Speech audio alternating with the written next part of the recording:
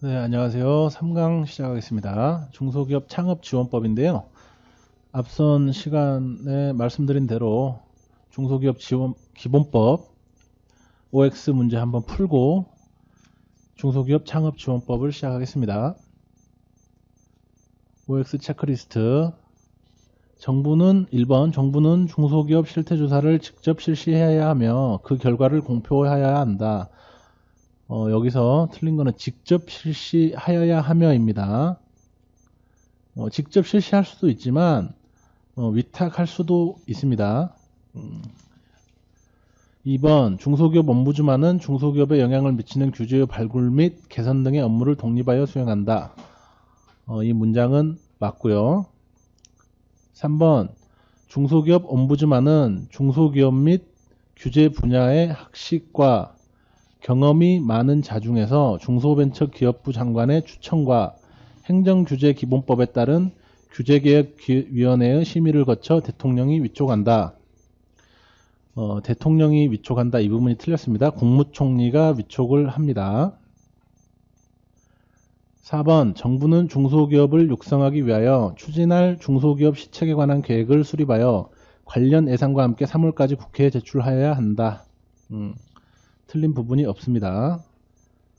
5번 중소기업 ombudsman은 업무에 관한 활동 결과 보고서를 작성하여 매년 1월 말까지 규제개혁위원회와 국무회의 및 국회에 보고하여야 한다. 중소기업 ombudsman은 세 군데에다가 모두 보고를 해야 합니다. 그래서 이 문장은 맞습니다.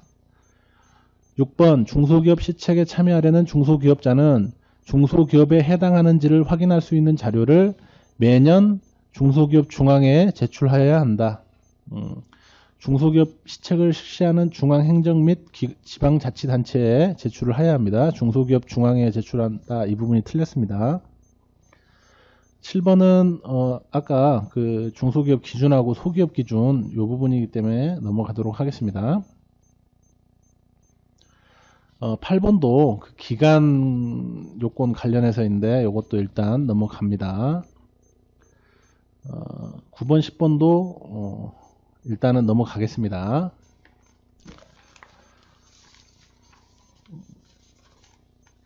자, 중소기업 창업지원법. 자, 목적 읽고 시작하겠습니다. 중소기업 창업지원법은 중소기업의 설립을 촉진하고 성장 기반을 조성하여 중소기업의 건전한 발전을 통한 건실한 산업구조의 구축에 기여함을 목적으로 한다. 법명 그대로 중소기업의 설립을 촉진하고 건실한 산업구조 구축에 기여함을 위해서 중소기업 창업지원법을 제정을 하였습니다.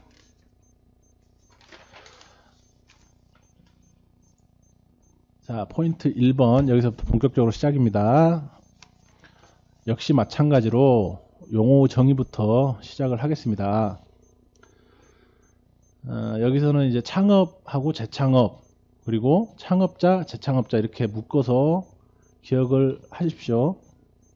창업이란 중소기업을 새로 설립하는 것을 말하고 창업자란 중소기업을 창업하는 자와 중소기업을 창업하여 사업을 개시한 날부터 7년이 지나지 아니한 자를 말한다. 7년 이거는 재창업도 마찬가지입니다. 재창업이란 중소기업을 폐업하고 중소기업을 새로 설립하는 것을 말하고 재창업자란 중소기업을 재창업하는 자와 중소기업을 재창업하여 사업을 개시한 날부터 7년이 지나지 아니한 자를 말한다. 여기서 이 7년이란 부분을 약간 바꿔서 낼 수도 있을 것 같습니다. 그러니까 7년 이 부분 기억을 하시고요. 5번 초기 창업자란 창업자 중에서 중소기업을 창업하여 사업을 개시한 날부터 3년이 지나지 아니한 자를 말한다. 그러니까 아까 창업, 재창업자 할 때 7년과 초기 창업자 이거 3년을 바꿔서 낼 수도 있겠죠. 그리고 중소기업이란 중소기업 기본법에 따른 중소기업을 말한다. 아까 저희 그 앞선 시간에 했던 중소기업 기본법에서 중소기업 분류 기준에 해당하는 기업이 중소기업입니다. 사실 우리나라 기업 대부분이 중소기업이고요. 앞으로 여러분이 경영지도사 또는 기술지도사를 등록을 하시고 본격적으로 필드에서 일을 하실 때 만나는 분들은 대부분 중소기업자입니다. 그리고 그런 분들을 지원하기 위해서 제정된 법들을 저희가 지금 공부를 하고 있는 거고요. 그렇기 때문에 중소기업, 이란 중소기업 기본법에 따른 중소기업을 말한다. 이 부분은 알아두셔야 될 것 같습니다. 그리고 7번부터 이제 11번까지는 중소기업 창업투자회사, 엑셀러레이터, 중소기업 창업투자조합, 중소기업 상담회사, 창업보육센터, 이거에 대한 정의가 나와 있습니다. 이 정의 부분과 더불어서 알아두셔야 될 것들은 이 뒤에 포인트로 정리가 되어 있으니까 한번 각자 읽고 넘어가도록 하겠습니다.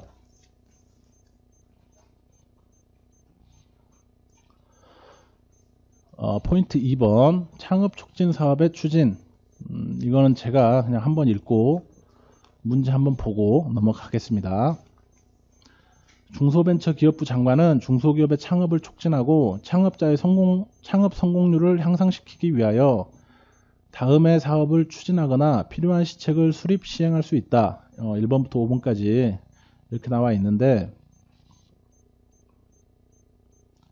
적용 문제 보시면 2013년도 기출문제입니다. 이거는 1번부터 5번까지를 외우고 있냐, 외우지 않고 있냐, 외우면 맞출 수 있는 문제였겠죠. 넘어가겠습니다.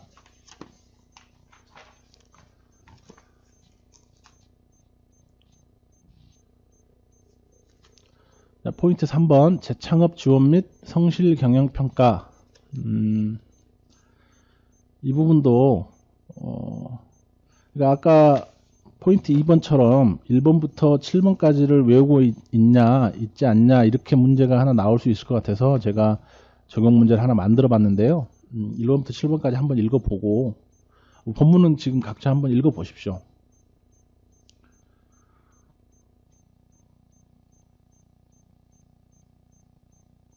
예, 읽으셨는 줄 알고 제가 1번부터 7번까지 한번 읽어보겠습니다. 1번 우수한 기술과 경험을 보유한 재창업 희망, 중소기업인의 발굴 및 재창업 교육. 2번 재창업에 장애가 되는 각종 부담 및 규제 등의 제도 개선. 3번 조세 법률 상담 등 재창업을 위한 상담 지원.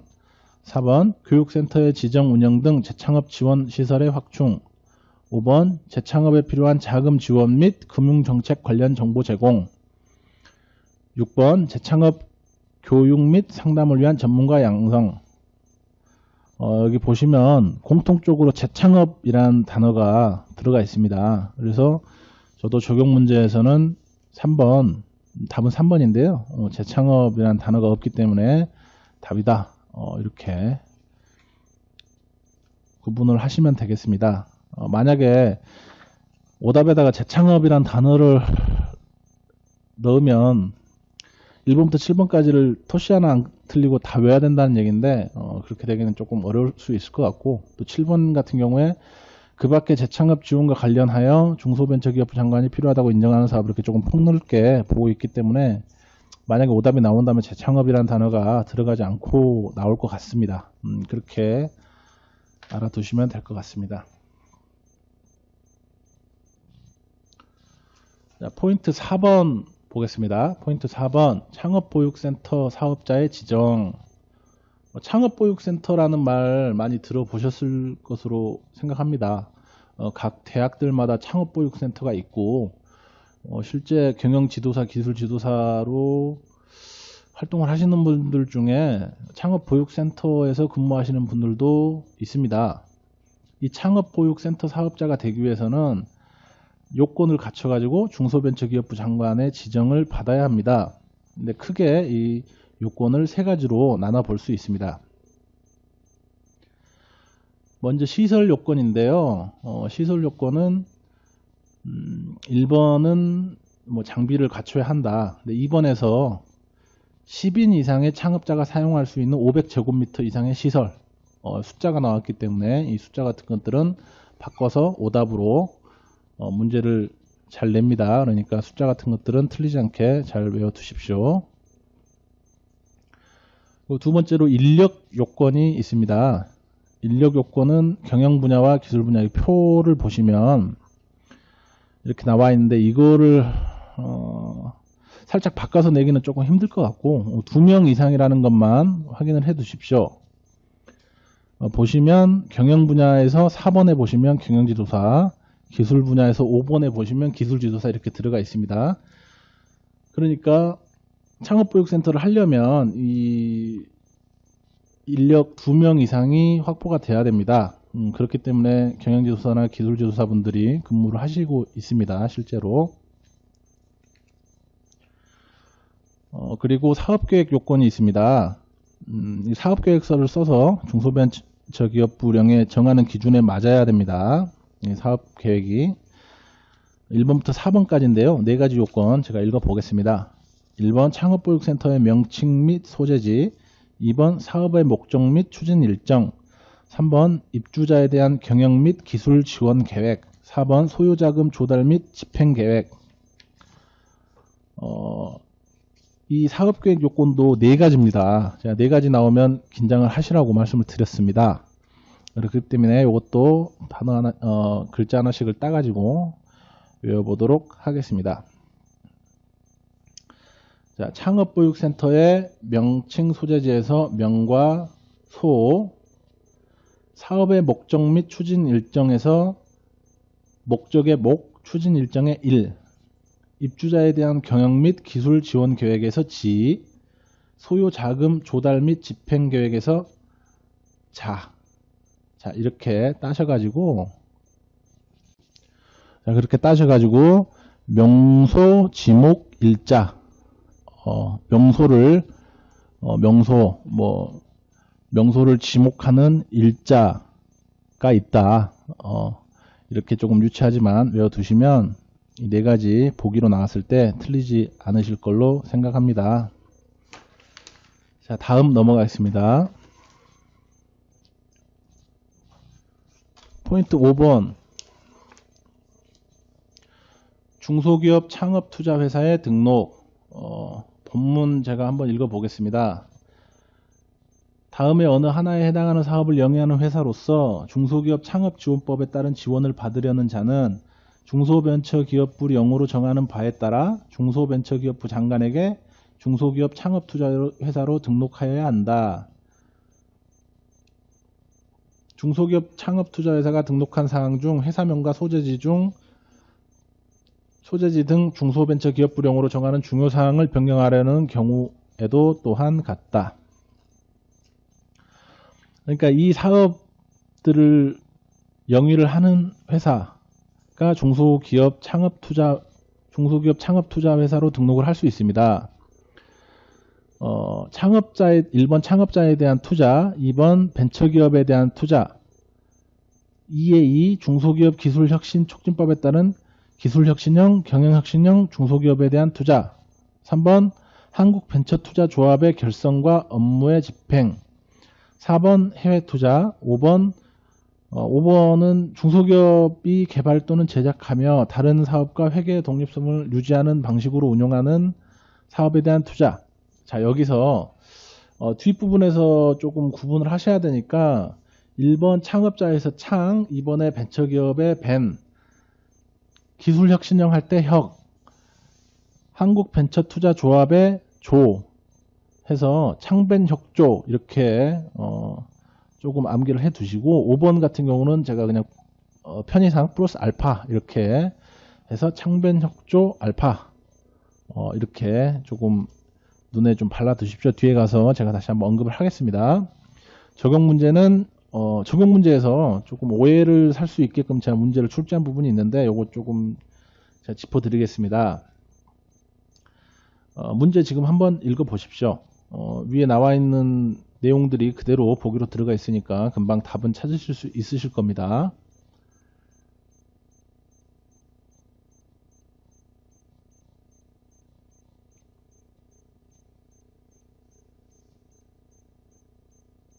예, 읽어보셨을 줄로 알고 답은 5번인데요. 여성기업 지원에 관한 법률에 따른 여성기업에 대한 투자, 이게 위에 명시가 되지는 않았지만 조금 오해를 하실 수도 있습니다.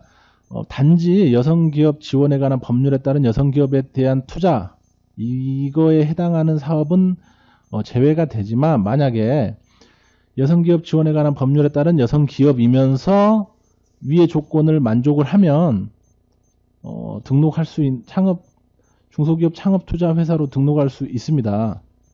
그 기업에 대한 투자를 하게 되면 위에 있는 조건을 충족한 걸로 되기 때문에 그러니까 올리죠. 올리 여성기업 지원에 관한 법률에 관한 여성기업에 대한 투자를 한다고 해서 중소기업 창업투자회사로 등록할 수 있는 투자 대상인 것은 아니지만, 만약에 둘 다 보스라 그러죠. 보스 A and B, 그러니까 여성기업이면서 위에 있는 투자를 하게 된다면, 위에 있는 기업에 해당이 된다면 투자 대상으로 등록이 가능하게 됩니다. 이 부분은 제가 오해를 할 수 있기 때문에 짚어드리고 넘어가겠습니다. 자, 포인트 6번으로 넘어가겠습니다.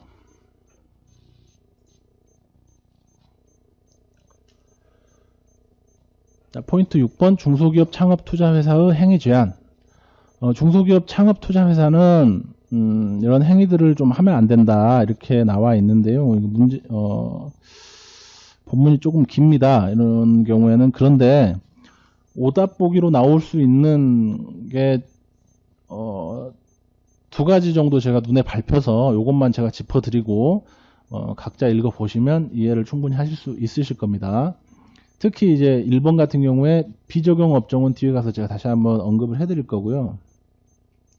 오답으로 나올 수 있는 부분은 지금 화면에 보시는 대로 4번에 보시면 창업보육센터 등 대통령령으로 정하는 범위의 업무용 부동산을 제외한 부동산을 취득하거나 소유하는 행위. 다만 이렇게 단서가 붙습니다. 단서가 붙기 때문에 일반적으로는 안 되지만 이럴 경우에는 된다. 이런 부분들이 오답으로 나올 수 있게 됩니다. 다만 담보권의 실행으로 비업무용 부동산을 취득하는 경우에는 그러하지 아니한다. 적용 문제에 보시면 2014년도 기출이라고 되어 있는데 제 기억에는 2번 나온 걸로 알고 있습니다. 그 짧은 기간에 5년 사이에 한 2번 정도 출제가 됐기 때문에 문제 한번 보면서 다시 한번 말씀드리겠습니다. 중소기업 창업지원법상 중소기업 창업투자회사의 행위 제한에 관한 설명으로 옳지 않은 것은 1번 보시면 딱 바로 나옵니다. 중소기업 창업투자회사는 담보권의 실행으로 비업무용 부동산을 취득할 수 없다. 담보권의 실행으로 취득하는 경우에는 그러하지 않기 때문에 취득할 수 있게 됩니다. 이렇게 문제가 2번 정도 나왔고요. 그리고 또 단서가 붙는 조항에 있는데 두 번째 단락에서 1번, 두 번째 1번입니다. 중소기업 창업투자회사에 부당한 영향력을 행사하기 위하여 외부에 공개되지 아니한 자료 또는 정보의 제공을 요구하는 행위. 원래 이 행위를 하면 안 되는데 다만 이렇게 붙습니다. 그래서 이렇게 할 때는 그러하지 아니한다. 어떤 경우냐? 상법에 따른 권리의 행사에 해당하는 경우에는 그러하지 아니한다. 그렇기 때문에 상법에 따른 권리의 행사를 통해서는 외부에 공개되지 아니한 자료 또는 정보의 제공을 요구할 수 있다. 이렇게 해석이 됩니다.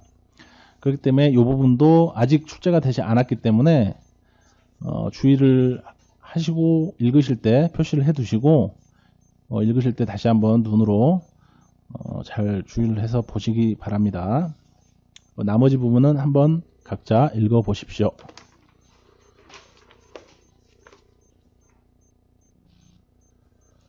자, 포인트 7번입니다. 중소기업 창업투자회사의 투자 의무. 중소기업 창업투자회사라고 등록만 해놓고 투자를 하지 않고 있으면 제재를 해야 되기 때문에 이 포인트 7번이 있습니다. 제가 본문을 읽어보도록 하겠습니다. 중소기업 창업투자회사는 등록 후 3년이 지난 날까지 납입 자본금의 100분의 50의 범위에서 대통령으로 정하는 비율의 금액 이상, 현재 100분의 40이 대통령령으로 정하는 비율의 금액입니다. 그렇기 때문에 100분의 40 이상을 아까 제가 창변협조 플러스 알파라고 알아두시라고 부탁을 드렸는데요. 여기서 나옵니다. 100분의 40 이상을 창변협조 플러스 알파에 사용을 해야 합니다. 아까 포인트 혹시 모르실 분들 위해서 포인트 5번입니다. 포인트 5번에 가시면 창변협조 플러스 알파라고 제가 알려드렸습니다. 이 경우 여기서도 창변협 플러스 알파입니다. 그러니까 조가 빠지는 거죠. 이 경우 창변협 플러스 알파에 사용한 금액을 산정할 때 신규로 발행되는 주식 또는 무담보 전환사채의 인수 등 블라블라블라블라 이렇게 읽으시면 되겠습니다. 그러니까 여기서 답으로 나올 수 있는 거는 등록 후 3년 요 숫자 부분하고 현행 비율은 100분의 40이라는 거, 그리고 창변협조 플러스 알파에 사용을 해야 한다.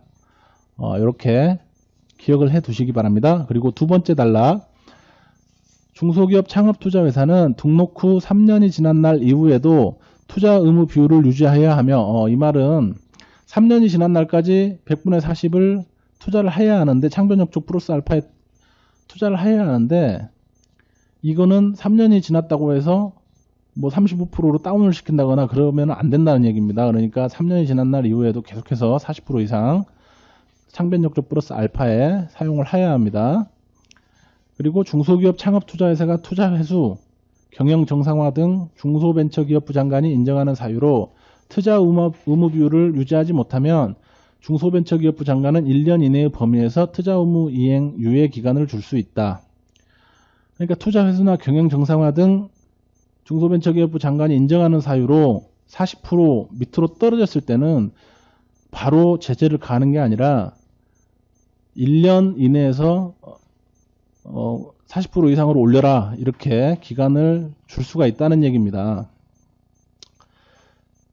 그리고 세 번째 단락은 각자 읽어 보시면 될 것 같습니다.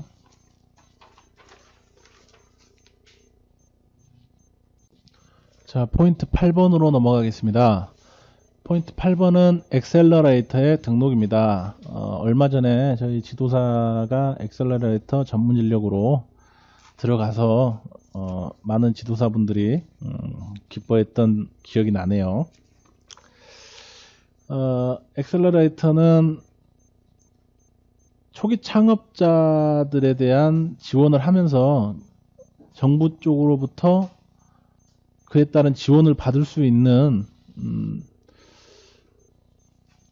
그런 사업을 영위하는 자를 엑셀러레이터라고 합니다.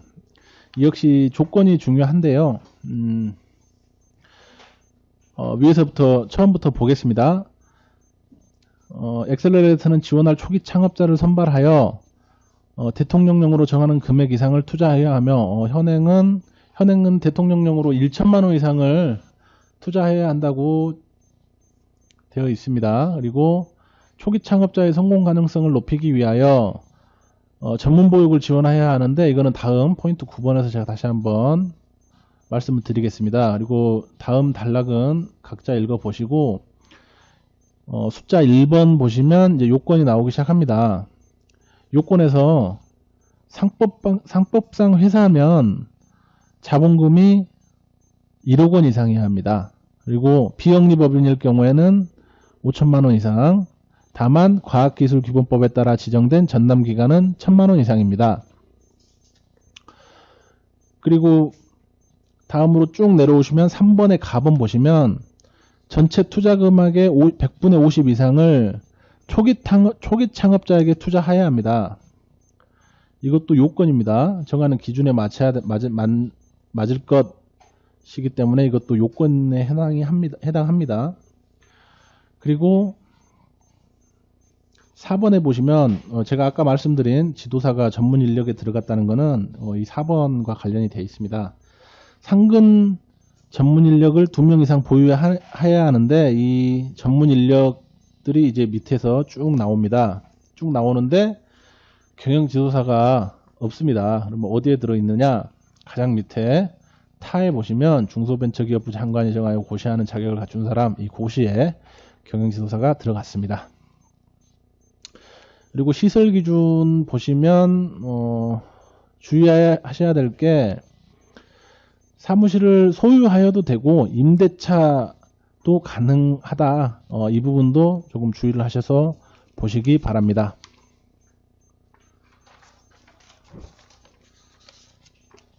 다음 포인트 9번 보겠습니다.